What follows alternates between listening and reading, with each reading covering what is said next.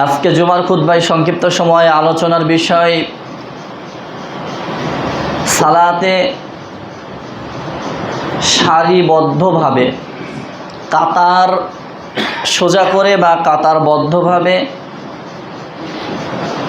দাঁড়ানো এ মর্মে আল্লাহ পাক রব্বুল আলামিনের নির্দেশ এবং রাসূল সাল্লাল্লাহু আলাইহি ওয়াসাল্লামের নির্দেশ বনাম বর্তমান সময়ে বিদআতীদের সালাতে কাতারে দাঁড়ানোর সিস্টেম, এ বিষয়কে সামনে রেখে কোরআন এবং হাদিস থেকে দলিল পেশ করেই কথা বলার চেষ্টা করবে ইনশাআল্লাহুল আজিজ ওয়া মা তাওফিকি ইল্লা বিল্লাহ। সালাত এমন একটি ইবাদত, আপনারা জানেন যে ইবাদতের মাধ্যমে আল্লাহ পাক রব্বুল আলামিনের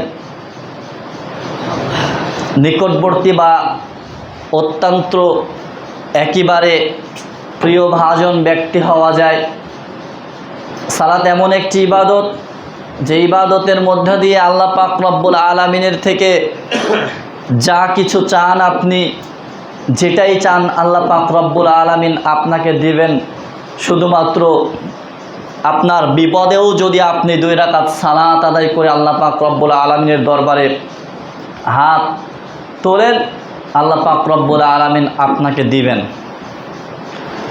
এর কারণ শুধুমাত্র আল্লাহ সালাত পড়ে যদি চায় এমনি সময় তো দিবেনই, কিন্তু সালাত আদায় করে চাওয়ার সঙ্গে সঙ্গে কেন আল্লাহ দেয়, এ বিষয় নিয়ে যদি কথা বলা হয় তাহলে অনেক কিছুই চলে আসবে সামনে। কেন এতটুকু একটা কথা বলি, কারণ আল্লাহ পাক রব্বুল আলামিনের কাছে যখন আপনি চাইবেন তখন তার প্রশংসা করাটা আমার জন্য আপনার জন্য জরুরি কর্তব্য হয়ে পড়ে।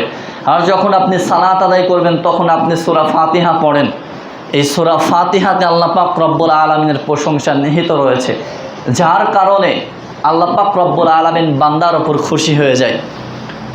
তো আজকে সালাতে সারিবদ্ধ হতে হবে, আপনার কাতারবদ্ধভাবে আপনাকে সালাত আদায় করতে হবে। সেই কোরআনের কিছু নির্দেশ আপনাকে দিচ্ছি। আল্লাহ পাক রব্বুল আলামিন এ মর্মে বলছেন, ইন্নাল্লাহা ইউহিব্বুল্লাযীনা ইউকাতিলুনা ফি সাবিলিহি সাফফান কাআন্নাহুম বুনিয়ানুম মারসুস। আল্লাহ পাক রব্বুল আলামিন সূরা সাফ 4 নম্বর আয়াতে বলছেন, নিশ্চয় আল্লাহ সেই সব লোকদের ভালোবাসেন যারা আল্লাহর পথে সুসজ্জিত একেবারে সিরিয়াল ধরে কাতারবদ্ধ হয়ে সুন্দরভাবে যুদ্ধ করে। যদিও কথা বলছি সালাতের, কিন্তু আয়াতটা যুদ্ধের, যেন তারা শক্তভাবে নির্মিত প্রাচীর। এই আয়াতের কিছু সার নির্যাস চলে যাচ্ছে সালাতের দিকে। এই যে আপনার শেষে বলা হচ্ছে যে যেন তারা শক্তভাবে নির্মিত প্রাচীরের মতো দাঁড়িয়ে রয়েছে। রাসূল সাল্লাল্লাহু আলাইহি ওয়াসাল্লাম এই ব্যাখ্যা করছেন যে যুদ্ধের ময়দানে, যুদ্ধের ক্ষেত্রে আল্লাহ তাদেরকে ভালোবাসেন যারা একেবারে কাতারে সারিবদ্ধ হয়ে নির্মিত প্রাচীরের মতো শক্ত মজবুত হয়ে যুদ্ধ করে। তো রাসূল সাল্লাল্লাহু আলাইহি ওয়াসাল্লাম বলছেন যে যারা সালাত আদায় করে কাতারে সারিবদ্ধ হয়ে, যেন তাদেরকে দেখে মনে হয় নির্মিত একটি প্রাচীর। এই জন্য আল্লাহ পাক রব্বুল আলামিন এই আয়াতটা বলছেন।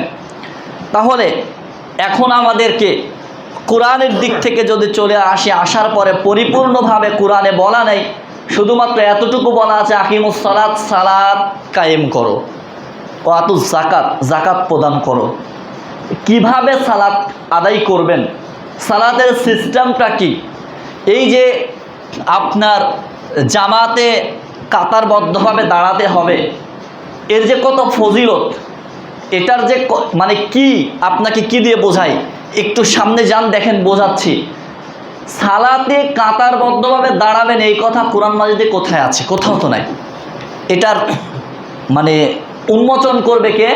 মুহাম্মদ সাল্লাল্লাহু আলাইহি ওয়াসাল্লামের হাদিস, সহিহ হাদিস সমূহ দেখুন। সারি মানে কাতার ঠিক করার আদেশ এসেছে। আপনি আপনার বাচ্চাকে যখন কোনো ছোট বাচ্চারা পড়ালেখা করে তখন মিজান পড়ে, মিজান বইয়ের ভিতরে একটা অধ্যায় আছে সম্ভবত 8ম অধ্যায় হবে, সেই অধ্যায়ে লেখা আছে ফেলে আমর, ফেলে আমর, তার মানে ফেল মানে ক্রিয়া কাজ, আর আমর মানে আদেশ করা, অনুরোধ করা, কাকতি মিনতি করা।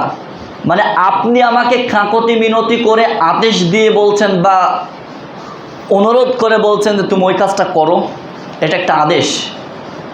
বাড়িতে বাচ্চারা শুয়ে আছে, খেলছে, মা আব্বা ডাক দিয়ে বলছে এই আই খেতে হবে, খা, বাজারে যা, সালাতে যা, এগুলো সবই নির্দেশ।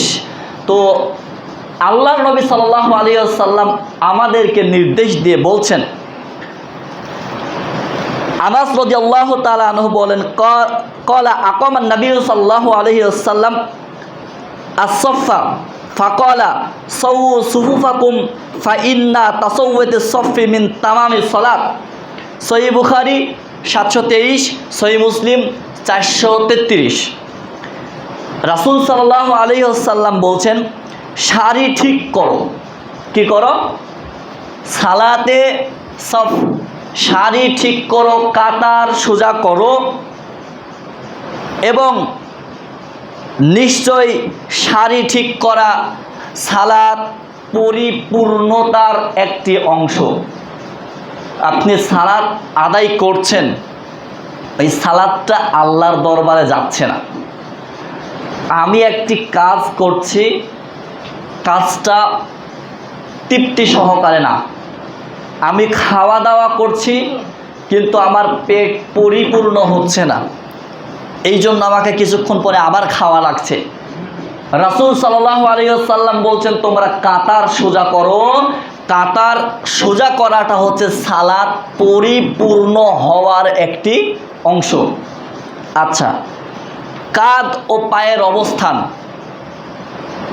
কাঁধ ও পায়ের অবস্থান নুমান ইবনে বাশির রাদিয়াল্লাহু তাআলা আনহু বলছেন রাসূল সাল্লাল্লাহু আলাইহি ওয়াসাল্লাম বলেছেন আমাদের সারি এমনভাবে সমান করতেন রাসূল সাল্লাল্লাহু আলাইহি ওয়াসাল্লাম যেন তিনি তীর সমান করছেন, যেন তীর সমান করছেন। একদিন তিনি তাকবীর বলার উপক্রম হলে দেখলেন একজন ব্যক্তির বুক মানে কাতার থেকে সামনের দিকে আছে, কাতার থেকে সামনের দিকে এবড়ো খেবড়ো অবস্থা। তখন আল্লাহর নবী সাল্লাল্লাহু আলাইহি ওয়াসাল্লাম বলে এই কাতার সোজা করো, ঠিক করো, যদি না ঠিক করো আল্লাহ পাক রব্বুল আলামিন তোমাদের মুখকে ঘুরিয়ে দিবেন, এবড়ো থেবড়ো করে দিবেন। হাদিস। এখন এবার আসুন, এটাও আপনার বুখারীর 717, মুসলিমের 436। কাঁধে কাঁধ পায়ে পা। এই ক্ষেত্রে আবার বিদাতিরা একটু সুযোগ নেওয়ার চেষ্টা করে যে কাঁধের সাথে কাঁধ মেলে কিভাবে। একজন খাটো মানুষ আছে, একজন লম্বা মানুষ আছে, জাস্ট আপনার ধারা ঠিক রাখার জন্য হাদিসে কথাটা এসেছে যে কাঁধের সাথে কাঁধ যেন করে সবগুলা সমান থাকে, সঠিক থাকে, একেবারে বাঁকা না থাকে, যেন সুন্দরভাবে কাতারটা ভালোভাবে যেন থাকে। এই জন্য বলা হচ্ছে কাঁধে কাঁধ আর পায়ের সাথে পা। পায়ের সাথে পা, এ ব্যাপারে একটা বড় কথা আছে, সামনে আসছি। রাসূল সাল্লাল্লাহু আলাইহি ওয়াসাল্লাম বলছেন, আনাস রাদিয়াল্লাহু তাআলা আনহু বলছেন আকিমাতিস সালাত ফাআকবালা আলাইনা রাসূল সাল্লাল্লাহু আলাইহি ওয়াসাল্লাম বিওয়াজহিহি ফাকালা আকিমুস সুফুফাকুম ওয়া তারাসু ফাইন্নী আরাকুম মিন ওয়ারাই যহরি। রাসূল সাল্লাল্লাহু আলাইহি ওয়াসাল্লাম বলছেন আমাদের দিকে তাকালেন। আনাস রাদিয়াল্লাহু তাআলা আল্লাহর নবী আমাদের দিকে ঘুরলেন, তাকালেন, বললেন তোমরা সারি সোজা করো, লাইন সোজা করো। লাইন সোজা করার পরে বলছে তোমরা পরস্পর একে অপরের সাথে ঘেঁষে দাঁড়াও, নিশ্চয় আমি আমার পিঠের পিছন থেকেও তোমাদেরকে দেখি। এই হাদিসের থেকে আপনি আবার এটা নিয়েন না বিদাতিরা আবার সুযোগ খুঁজবে যে আল্লাহর নবী তার মানে গায়েব জানতেন। এদিকে ঘুরে আছে আল্লাহর নবী পশ্চিমের দিকে, সাহাবীদেরকে ঘুরে বলছে এই ঠিক করো, ঠিক করো, তোমরা ঘেঁষে ঘেঁষে দাঁড়াও। কিভাবে দাঁড়াচ্ছ এটা কিন্তু আমি দেখি। তার মানে আল্লাহর নবী ওইদিকে ঘুরে আসতো, ও কীভাবে দেখলো? প্রশ্ন আসে না? এটা প্রশ্ন আসে যে আল্লাহর নবী ওইদিকে ঘুরে আসে কিন্তু দেখলো কীভাবে? তা আল্লাহর নবীর কাছে তো অলটাই মহিনাজিল হচ্ছেই, ফেরেশতা তো একজন আছেই, তিনি বলছেন যে আল্লাহর নবী দেখেন।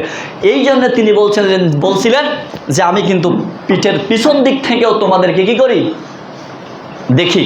আচ্ছা, তাহলে তোমরা কাতার সোজা করো। আনাস রাদিয়াল্লাহু তাআলা আনহু বলেন আমাদের একজন তার কাঁধের সাথে কাঁধ আর পায়ের সাথে পা মিলিয়ে দিত। হাদিস বুখারী 725। এরপরে আসুন, এখন আমাদের সমাজে যেই বিদআতীদেরকে আমরা দেখি, সমাজে যারা এই যে সালাতের সারির ভিতরে 1 বিঘত, আধা বিঘত, মানে 1 পোয়া, 2.5 পোয়া, হাফ কেজি, 1 কেজি, তারপরে 2 কেজি, সোয়া কেজি ফাঁকা ফাঁকা করে সালাত আদায় করে। এ ব্যাপারে আমি একটু গুরুত্বপূর্ণভাবে মানে খোঁজাখুঁজি করে দেখলাম যে সালাতটা কি তাদের বাতিল হয়ে যাবে। মনে রাখবেন, আল্লাহর নবী বলছেন কাঁধের সাথে কাঁধ, পায়ের সাথে পা, একজন আর একজনের সাথে ঘেঁষে ঘেঁষে দাঁড়াও। তার মানে এটা নয় যে আপনি আমার পায়ের মধ্যে পা তুলে দেবেন আর আমি আপনার পায়ের মধ্যে পা তুলে দেবো, এটাও নিষেধ যে আপনি আরেকজনকে কষ্ট দিচ্ছেন, এটাও নয়। আপনি এমনভাবে দাঁড়াবেন যাতে করে আপনার পুরো শরীরের ভরটা আপনার 2 পায়ের উপরে থাকে এবং আপনি দাঁড়িয়ে শান্তি পান, যাতে করে অপর কোনো ভাইয়ের কষ্ট না হয়, পাশে যে দাঁড়াবে তার যেন কষ্ট না হয়।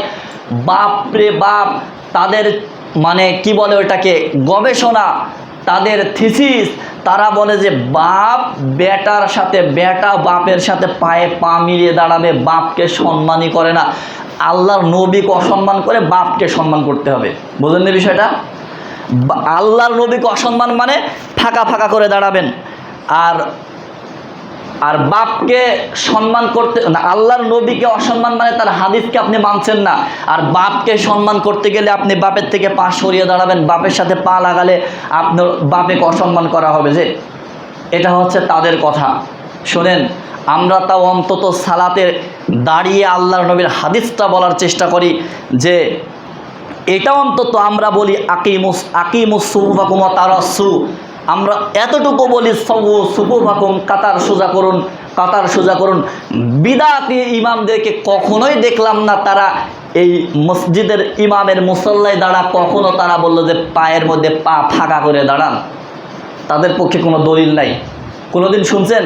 আমি তো ছোটো মানুষ, আপনাদের যাদের বয়স বেশি অনেক জায়গায় সালাত আদায় করছেন, কোনোদিন শুনছেন যে কেউ বলছে পায়ের মধ্যে পা ফাঁকা করে দাঁড়াও? একজনের থেকে আরেকজন পা ফাঁকা, তাদের পক্ষে কোনো মিথ্যা হাদিসও নাই, তাদের পক্ষে কোনো মিথ্যা দলিলও নাই। চ্যালেঞ্জ থাকলো পুরো পৃথিবীর বিদআতি আলেম ওলামাদের কাছে, যদি পারে যে পায়ের মধ্যে পা ফাঁকা করে দাঁড়াতে হবে এরকম একটা জালজয়ী মিথ্যা হাদিসও যদি দেখাতে পারে, দেখাক। আর কোনোদিন আপনাদের সামনে অন্তত কথা বলবো না, কোনোদিনও না, জীবনেও না, যতদিন বেঁচে থাকবো। তারা পারবে না, তারা পারবে না, তাদের দৌড় নেই। কারণ আমরা অন্তত বলি এতটুকু কথা, সাওয়ু সুফুফাকুম, কাতার সোজা করুন। আল্লাহর নবীর নির্দেশ আছে, আল্লাহর নবীর নির্দেশ আছে যে পায়ের সাথে পা, কাঁধের সাথে কাঁধ মিলিয়ে সালাত আদায় করো। কিন্তু তারা কই থেকে বলবে যে তোমরা ফাঁকা ফাঁকা করে দাঁড়াও? বুঝেননি বিষয়টা? এখন কথা হচ্ছে তাদের সালাত কি হবে না? না, যারা এভাবে দাঁড়ায় কাতারে পায়ের সাথে পা, কাঁধে কাঁধ মিলিয়ে দাঁড়ানো ওয়াজিব, ওয়াজিব। যদি তারা ফাঁকা করে দাঁড়ায় তাহলে তাদের সালাত, ইমামগণ বলছেন, সাহাবীরাও এরকম কখনোই করেননি, তারা বলছেন যে সালাত হবে, কিন্তু অপরিপূর্ণ সালাত, পরিপূর্ণ সালাত না। যদি পরিপূর্ণই না হয় তাহলে আপনি আল্লাহর কাছে কি পৌঁছালেন? আপনি সেই সালাত থেকে গুনাহ কামাই করছেন, আর আমরা সালাত থেকে নেকি কামাই করছি। মুহাম্মদ সাল্লাল্লাহু আলাইহি ওয়াসাল্লাম বলবেন সল্লু কামা রাআইতুমুনি উসাল্লি, তোমরা সেইভাবে সালাত পড়ো যেভাবে আমাকে সালাত আদায় করতে দেখেছো। এবার আসুন আপনাকে খেদাজ সালাত মানে ন্যাংরা সালাত, ফাটা ভাঙ্গা চোরা সালাত একটু বোঝাবো। আমি আরও কিছু দলিল দিয়ে দিই। দেখুন, 1 নাম্বার, বিদআতীদের অবস্থা গ্যাপ রেখে দাঁড়ায়, কাঁধ বা পা মিলায় না। 2, আলাদা আলাদা সেপে শাড়ি ঢিলা রাখে, শয়তান যাতে করে ফাঁক দিয়ে ঢুকে ওদেরকে নাড়াচাড়া দিতে পারে। আল্লাহর নবী কেন বললেন পায়ের সাথে পা মিলাও, যাতে শয়তান জায়গা নিতে না পারে? কিন্তু তারা তো জায়গা দেয় শয়তানকে। আচ্ছা, তাদের কি এই হাদিসগুলো চোখে পড়ে না? তারা কি কখনোই পড়েনি হাদিস? তারা হাদিসের কিতাব কি পড়বে? হাদিস বলছি বুখারী মুসলিম থেকে, তারা পড়ে মেশকাত, তারা পড়ে মেশকাত। যত বড় বিদআতি আলেম আছে দেখবেন মেশকাতের উপরে দলিল নাই, যত বড় বিদআতি আলেম আছে। আমি আমার জীবনে শোনা কিছু কিছু আলেমের বক্তব্য শুনেছি, মানে এই যে এখন আর একটা দল, ইসলামী পার্টি দল জামাত, যে বক্তাগুলোর বক্তব্য শুনছিলাম আগে, তারা কোনোদিন মিশকাতের উপরে দলিল দেয়নি, পারে না, দিবে কি? রাজনীতি করবে না হাদিস পড়বে? যাও, আল্লাহ ক্ষমা করুক। এবার আসুন 3 নাম্বার, কোনো জায়গায় অতিরিক্ত ঠেস বা ওই যেটা আপনাকে বললাম যে কোনো মুসলিম ভাইকে কষ্ট দিবেন না। 4, কেউ কেবল চোখে শাড়ি দেখে নেয় কিন্তু পা সমান করে না। আমাদের ভিতরে অভ্যাসটা আছে, আমরা সুন্দরভাবে দেখি যে আপনার শাড়ি সোজা হয়েছে কিনা, কিন্তু পায়ের সাথে পা যেটা আপনার সুন্নাত সেই কাজটা আমরা কেউ করি না। আমাদের ভিতরেও এই রোগটা আছে, আমাদের ভিতরেও অসুখটা আছে। আমাদের এই অসুখকে মানে ট্রিটমেন্ট করে অসুখের ভূতটা ছাড়াতে হবে। ছাড়িয়ে আমাদেরকে সুন্দরভাবে সুন্নাহ ভিত্তিক জীবনযাপন করতে হবে। সুন্নাহ সঠিক কাজকে যেগুলো বললাম এগুলো বিদআতীরা আচরণ বললাম, তাদের সিস্টেম যেটা, তারা যেভাবে সালাত আদায় করে, যদি কারো গায়ে লেগে যায় আমার কিছু করার নেই, আমি হাদিস থেকে কথা বলছি, তারা এগুলাই করে সেটা বললাম। এখন আপনাদের আমাদের করণীয়, পুরো জাতির করণীয় কি? পুরো জাতির সুন্নাহ ভিত্তিক কাজ করতে হবে। সেটা হচ্ছে কাঁধে কাঁধ সাথে সমান করা, মানে কাঁধের সাথে কাঁধ মিলিয়ে কাতার সোজা করবেন। পায়ের পাতা আঙ্গুলি কেবলামুখী থাকবে, পা মিলাবেন, চাপাবেন না, মিলাবেন। সামনে পেছনে মানে কারো যেন বুক বেরিয়ে না থাকে, দেখে একজন বেশি পিছনে চলে গেছে, একজন বেশি সামনে চলে গেছে, একেবারে মানে সালাতের পরিপূর্ণতার জন্য আপনাকে কাতার একেবারে সমান করতে হবে। আপনাকে হাদিস আমি আগেই দিয়েছি। এবার আসুন, হাদিসে যদি আপনি উল্টাপাল্টা কাজ করেন এই মানে সালাতের ব্যাপারে, এ ব্যাপারে হাদিস থেকে আপনার কিছু সতর্ক বার্তা আছে। রাসূল সাল্লাল্লাহু আলাইহি ওয়াসাল্লাম বলছেন, ইবাদ আল্লাহ, আল্লাহর বান্দারা, তোমরা অবশ্যই সারি মানে কাতার সমান করবে, না হলে আল্লাহ তোমাদের মুখমণ্ডল পরস্পর ভিন্নমুখী করে দিবেন। বুখারী 717, মুসলিম 436। আরেক বর্ণনায় রাসূল সাল্লাল্লাহু আলাইহি ওয়াসাল্লাম বলছেন, মুসলিমের 433-এ বলছেন, সাওয়ু সুফুফাকুম ফাইন্না তাসাওয়ুতুস সাফফি মিন ইকামাতিস সালাত, তোমরা সারি সমান করো, কারণ সারি সমান করা সালাত কায়েম করার অংশ। ইকামাতিস সালাত, আকিমুস সালাত, তোমরা সালাত কায়েম করো, সারি সমান করো, কাতার সমান করাটা হলো ইকামা, সালাত কায়েম করার একটি অংশ। এখন যদি আপনি ফাঁকা রাখেন, ফাঁকা রাখার পরিণাম দেখেন, সাহাবীগণ বলেন, বুখারীর 725, সাহাবীগণ বলছেন, আমরা কাঁধ পা মিলাতাম যেন শয়তান ফাঁক দিয়ে প্রবেশ না করতে পারে। সাহাবীদের কথা। অতএব ফাঁক রেখে দাঁড়ানো মানে শয়তানের প্রবেশের সুযোগ দেওয়া, এটা আমরা কখনোই দেই না, আমরা কোনোদিনও না। কারণ শয়তান আমাদের ভিতরে ঢুকবে আর ঢুকে আমাদের সালাতকে নষ্ট করে দেবে। যেই সালাতটা ন্যাংড়া, এই ন্যাংড়া ফাটা মার্কা ভাঙ্গাচোরা ইবাদত আল্লাহর কাছে কখনো গ্রহণযোগ্য নয়। আল্লাহর কাছে ফাটা ভাঙ্গাচোরা ইবাদত দিয়ে কি হবে যদি আপনার আমার সালাতটা সঠিক না হয়? তাহলে কি করবেন? তাহলে আপনাকে সুন্নাহ ভিত্তিক সঠিকভাবেই কাজ করতে হবে। যদি আপনি এটা না করেন, তা আমার বাপও যদি এই কাজ করে সালাত আদায় করে, তাহলে তার সালাতটা ন্যাংড়া সালাতই হবে, তার সালাত বাতিল হওয়ার আশঙ্কা থাকবে। তো আপনি ইবাদত করছেন আর সেখান থেকে পাপ অর্জন করছেন, তাহলে কি লাভ হলো? আপনি যেই সালাত আদায় করছেন, আল্লাহ এই জন্যই বলেছে আমিলাতুন নাসিবা, যে যারা ভ্রান্ত ইবাদত করে, যারা ইবাদত করে মুসলিম কিন্তু ভুলভাল কাজ করে, সঠিকভাবে ইবাদত করে না, তারা কিয়ামতের দিন আমল করে এত ব্যস্ত হয়ে যাবে, এত ক্লান্ত হয়ে যাবে, তাদের আমল কিছুই দিবে না, তাদের আমল কোনো কাজই দিবে না। তখন তাদেরকে সে আমলেই জাহান্নামে পাঠিয়ে দিবে। সম্মানিত উপস্থিতি, আমাদের জরুরি সুন্নাহ ভিত্তিক জীবনযাপন করা। দেখুন, এ ব্যাপারে ইমাম নববী বলছে, সালাত কি তাদের হচ্ছে, এ ব্যাপারে ইমামগণদের কিছু মত আমরা গ্রহণ করব। ইমাম নববী বলছেন, সারি সমান করা ওয়াজিব, তবে সারি অসমান হলে সালাত বাতিল হবে না। এটা মুসলিমের শরাতে বলছেন, 4 নম্বর খণ্ড 159 নম্বর পৃষ্ঠায় বলছেন। তার মানে যদি কেউ ওই যে ওই কথাটা বললাম যে ফাঁকা রাখে, মানে বিদআতীরা যেভাবে সালাত আদায় করে, যদি এভাবে করে তাহলে সালাতটা হয়ে যাবে। কিন্তু ওয়াজিব কোনটা? ওয়াজিব পায়ের সাথে পা মিলানো। এটা ইমাম নববী বললেন। সামনে আরও আসছে, রাসূল সাল্লাল্লাহু আলাইহি ওয়াসাল্লাম বলছেন, ফাকানা আহাদুনা ইউলজিকু মানকিবহু বিমানকিবি সাহিবিহি ওয়া কদামাহু বিকদামিহি। রাসূল সাল্লাল্লাহু আলাইহি ওয়াসাল্লাম বলছেন, আমাদের একজন তার কাঁধের সাথে কাঁধ, পায়ের সাথে পা মিলাতেন। বুখারী 725। এভাবে অনেক কথা এসেছে, সালাত কি পরিশুদ্ধ হবে নাকি নষ্ট হয়ে যাবে। এখানে হাদিসের ভিতরে কথা এসেছে তামাম সালাত, হাদিসের ভিতরে কথা এসেছে তামামাস সালাত, সালাত পরিপূর্ণতা বলা হয়েছে, সাহাতুস সালাত, সালাত শুদ্ধ বলা হয়নি।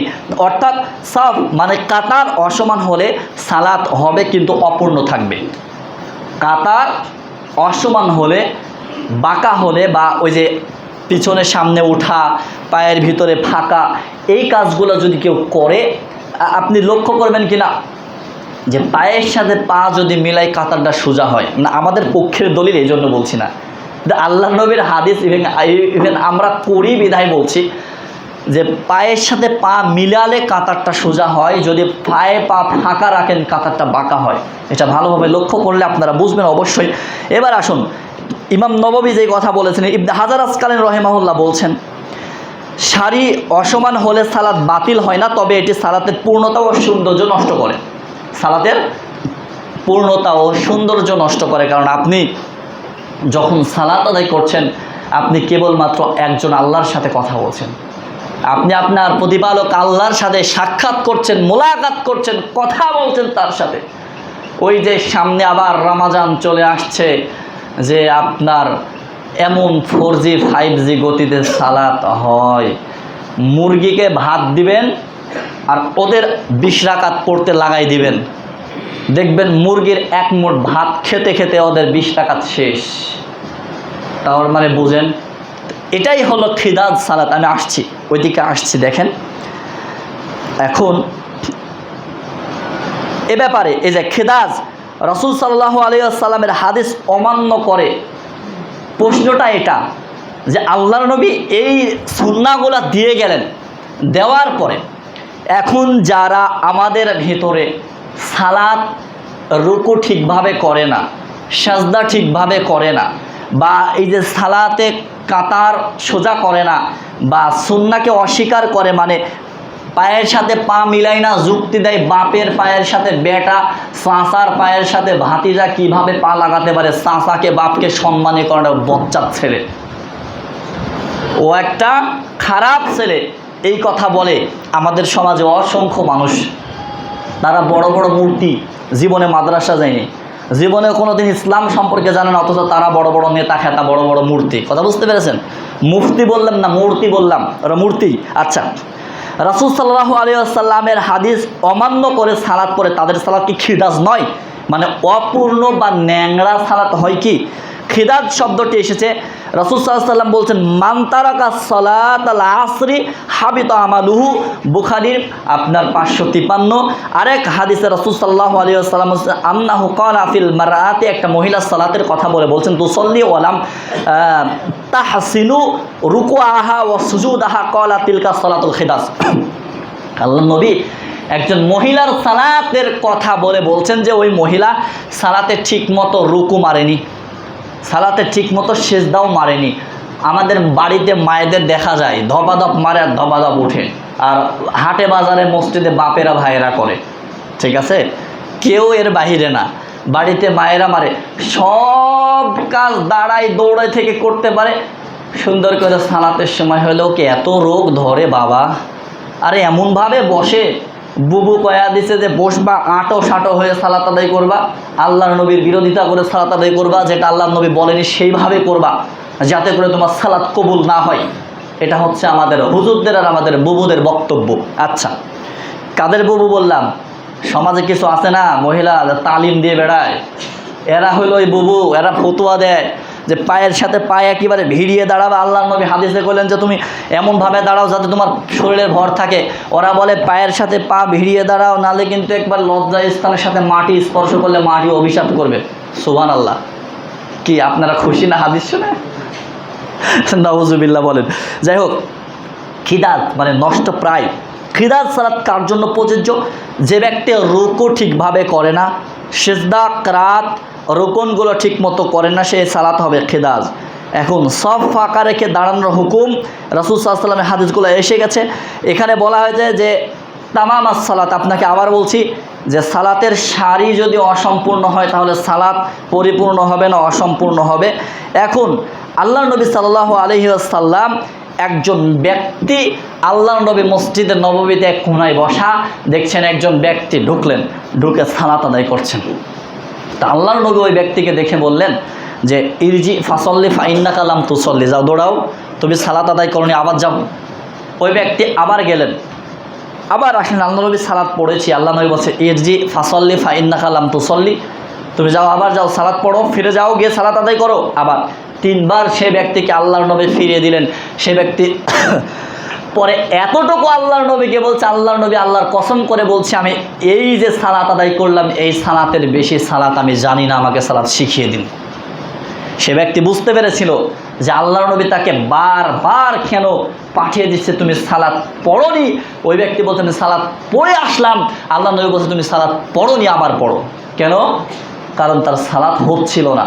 তার সালাত যদি হতো তাহলে কি আপনার এইভাবে আল্লাহর নবী তাকে তাড়াতো না। বর্তমান সময়ে বিদআতীদের থেকে আমাদের আহলুল হাদিসদের ভিতরেও চলে আসছে 8 রাকাত কি বলে ওটাকে তারাবির সালাত, আর 4 রাকাত এশার সালাত, আর 2 রাকাত এশার পরে সুন্নত সালাত, পরে বেতের 3 রাকাত। এই সালাতটা একটা টাইম ফিক্সড করে দেয় মসজিদের কমিটিরা যে এতটার মধ্যে শেষ করে দিয়েন হুজুর। আবার মাঠে গিয়ে বাহিরে গিয়ে বড়াই বিদআতি মসজিদ থেকে সালাত যে সময় মানে পড়ে বের হচ্ছে 20 রাকাত, ঠিক আমরাও এশার সালাত আদায় করে সুন্নাত পড়ে আমরাও তারাবি পড়ে বের হওয়ার পরে গর্বের সহিত বলছি যে আমরা যতক্ষণ ধরে পড়েছি তোরা ততক্ষণে শেষ করে ফেলেছিস। আমাদের 8 রাকাত পড়তে যতটুকু লাগে তোদের 20 রাকাত পড়তে ততটুকু লাগে। দাঁড়ান, এত লাফায়েন না। আপনি আপনার ইবাদত নিয়ে থাকেন, আপনি কেন এত গৌরব করছেন? আমার আপনার এত মহৎ কিসের এত মহত্ব? আপনাকে সালাত আদায় করতে হবে আল্লাহ এবং আল্লাহর সন্তুষ্টির জন্য, রাসূলের পদ্ধতিতে। একটা কড়া কথা বলে দিই, পৃথিবীর বুকে যত মানুষ এসেছে সব থেকে শ্রেষ্ঠ মানুষ হচ্ছে মুহাম্মদ সাল্লাল্লাহু আলাইহি ওয়াসাল্লাম। পৃথিবীতে আর কোনো শ্রেষ্ঠ মানুষ নেই।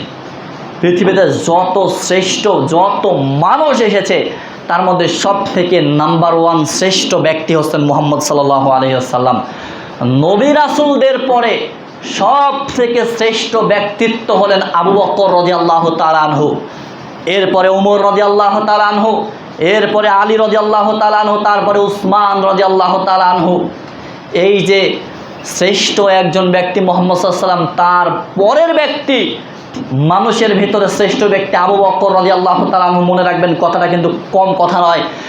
যদি আবু বকর রাদিয়াল্লাহু তাআলা আনহুর সিস্টেম অনুযায়ী সালাত আদায় করেন, আর যদি আবু বকর রাদিয়াল্লাহু তাআলা আনহু মুহাম্মদ সাল্লাল্লাহু আলাইহি ওয়াসাল্লামের পদ্ধতি ওই পদ্ধতি বাতিল করে নতুন পদ্ধতিতে যদি সালাত আদায় করতে বলে, আর যদি তার পদ্ধতিতে সালাত আদায় করেন, আপনার আমার সালাত হবে কিয়ামত পর্যন্ত?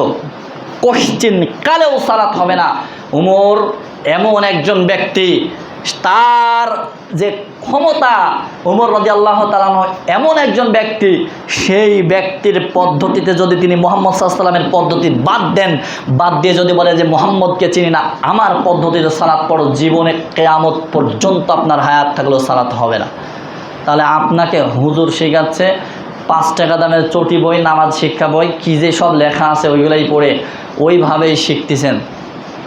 আপনার সালাত পরিপূর্ণ করতে হলে আপনার জন্য আমার জন্য জটিল ও কঠিন কিছু করণীয় কাজ আছে, যেই কাজগুলো সঠিকভাবে না করলে আমার জন্য আপনার জন্য সালাত হবে না। রাসূল সাল্লাল্লাহু আলাইহি ওয়াসাল্লাম বলছেন, এক মহিলার সালাত, যেটা আপনাকে বললাম তিলকা সালাতুল খিদাদ, ওইটাই হলো খিদাদ সালাত, যেটা আপনার কি করে রুকু এবং সেজদা ঠিকভাবে হয় না, কোনো কিছুই সালাতে ঠিকভাবে হয় না। তার মানে আমরা যে কথাটি বলতে চাচ্ছিলাম যে কাতার বদ্ধ করে সালাত আদায় করলে আপনার জন্য নেকি লেখা হয়। সালাত আদায় করলে আপনার জন্য 9 গুণ নেকি লেখা হয়, 8 গুণ নেকি লেখা হয়, 7 গুণ নেকি লেখা হয়, 10 গুণ নেকি লেখা হয়। এখন এই নেকি লেখা সালাত আপনি আদায় করতে আসলেন নেকির উদ্দেশ্যে, এখন সালাত আদায় করতে এসে পায়ের ভিতরে একজন থেকে আরেকজন কাতারের মধ্যে ফাঁক রাখলেন, 1.5 হাত রাখার পরে সালাত পড়লেন, ওই সালাত আপনার হবে কিন্তু আপনার গুনাহ হবে। ওই সালাত আপনার হবে কিন্তু আপনার গুনাহ হবে। আপনি আমল করতে এসে গুনাহ নিয়ে যাচ্ছেন যেখানে নেকি নেওয়ার কথা ছিল। কাজেই আমাদের জরুরি বার্তা, যারা এভাবে সালাত আদায় করে তাদের একটু হাদিস ঘাটাঘাটি করা দরকার, তারা একটু জানা প্রয়োজন, তাদের যেই মাথা ইমাম তাদেরকে ধরা দরকার যে আমরা যেভাবে পড়ছি সালাত, আমাদের সালাত ঠিক কিনা, আমাদের সালাত ঠিক আছে কিনা। কারণ যে আপনাকে বলবে সে যদি নিজেই ভুলের ভিতর থাকে যে তার ভুলটা কি বা সঠিকটা কি ওইটাই যদি বিবেচনা করতে না পারে, ও আবার কিভাবে বলবে যে ঠিক আছে? ও বলবে হ্যাঁ ঠিক আছে, চলছে, যেটা পড়ছে ওইটাই তো চলতেছে, হচ্ছে তো। সম্মানিত উপস্থিতি, আজকে আমাদের বেশিরভাগ মসজিদে এই অবস্থাগুলো আমরা ভালোভাবে লক্ষ্য করি, এই অবস্থাগুলো আমরা দেখি। এই অবস্থাতে যদি আমরা সালাত আদায় করি, আমাদের সালাত কোশ্চিনকালেও হবে না। আমাদের সালাত পড়তে এসে ন্যাংরা সালাত দিয়ে কোনো আল্লাহ পাক রব্বুল আলামিনকে কখনো পাওয়া যাবে না। ন্যাংরা ইবাদত দিয়ে কখনো আল্লাহ পাক রব্বুল আলামিনকে পাওয়া যাবে না। যদি হতো তাহলে যে আদম আলাইহিস সালামের দুই সন্তান হাবিল আর কাবিল, কার কোরবানি কবুল হয়েছিল আপনারা ইতিহাস জানেন? হাবিলেরটা, কাবিলেরটা হয়েছিল। আমরা ইতিহাস যেভাবে পড়ি, আবার বর্তমান সময়ে এমন এমন সিস্টেম বের হয়েছে, নেটগুলোতে সার্চ দিলে চলে আসে, ভিডিও কার্টুন চলে আসে, তাই না? যে হাবিল কাবিলের সিস্টেম। যাও, ইতিহাস থেকে জানার দরকার যে ওখানে জীর্ণ শীর্ণ কিছু মানে কুরবানি আল্লাহর জন্য করছিলেন। কেন কোরবানি মোটাসোটা করতে হবে, কেন কোরবানি নিখুঁত করতে হবে? যাতে করে আল্লাহ নেয় এই জিনিসটা। কোনো ন্যাংরা, কোনো ভাঙ্গাচোরা, কোনো পচা, কোনো দুর্গন্ধযুক্ত খিদাজ, এরকম উল্টাপাল্টা জিনিস যদি আল্লাহর দরবারে দেন, আল্লাহ কখনো নেবে না। এত কিছু না, ওখান থেকে শিক্ষা নিন, যে কুরবানির পশুর থেকে শিক্ষা নিন। দুই ভাই কোরবানি করলে, একজন মোটাসোটা কোরবানি করলো, তারটা আল্লাহ নিয়ে নিয়েছে, আর একজন ফাঁকি মারার চেষ্টা করছে, আল্লাহকে ওটা হয়নি। সো আমার আপনার কোনো চাপের বিষয় না, চাপ না নিয়ে সালাত আমার জন্য আপনার জন্য অতীব জরুরি একটা ইবাদত, যে ইবাদত করে আমার আপনার জান্নাত হবে। কিয়ামতের দিন সর্বপ্রথম এই সালাতের হিসাব হবে। যদি সালাতটা সঠিকভাবে না আদায় করি আমরা, না হয়, তাহলে আমার আপনার সালাতটা যদি পরিপূর্ণ না হয়, তাহলে আমার আপনার সব কিছু বরবাদ হয়ে যাবে। আল্লাহ সুবহানাহু ওয়া তাআলা আমাদের সঠিক বুঝে সুন্দরভাবে সালাতটা আদায় করার তৌফিক দান করুন। আল্লাহুম্মা আমিন।